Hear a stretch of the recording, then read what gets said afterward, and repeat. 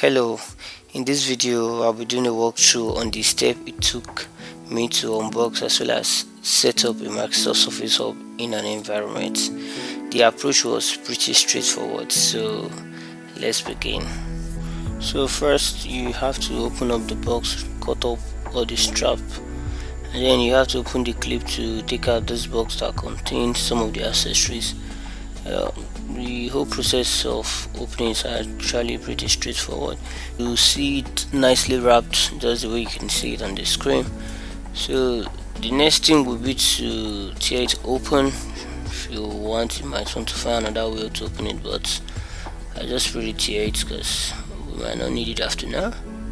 So after opening it, we'll have to unscrew from this stand that comes with it by default and then mount it to our custom made stand. You can get a team of guys to help you lift it on your custom made accessory. So after implementing that process, this is the results from the back view and then on the front view.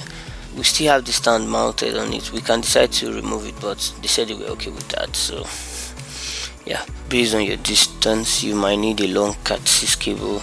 Looking at it from the under, you get to see the ports for connecting your power cord, your power switch, and then you can see other ports such as your Ethernet ports, your HDMI, VGA, USB input ports, and the like of them.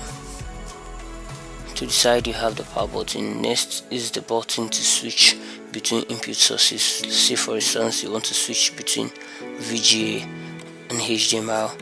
So the next will be your brightness up and down, and the last button on the list is your volume up and down.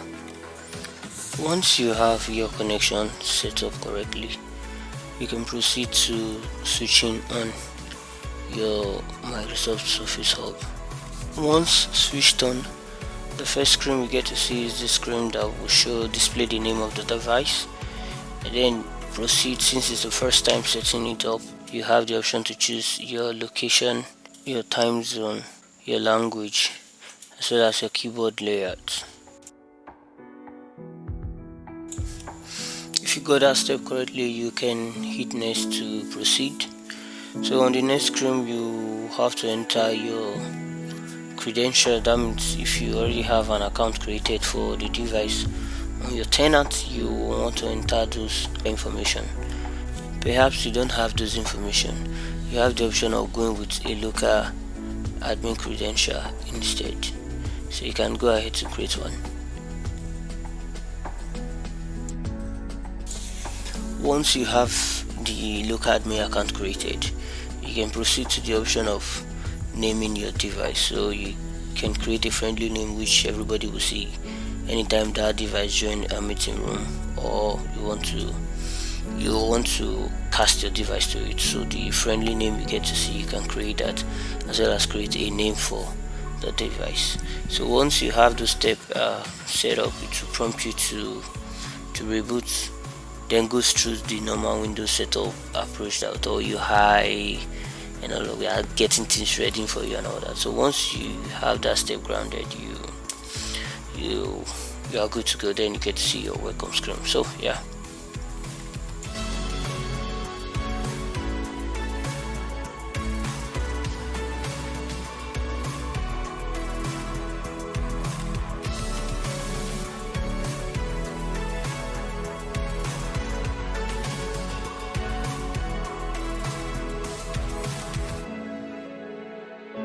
Once you're done with that, you can have fun with the whiteboard as long as you like.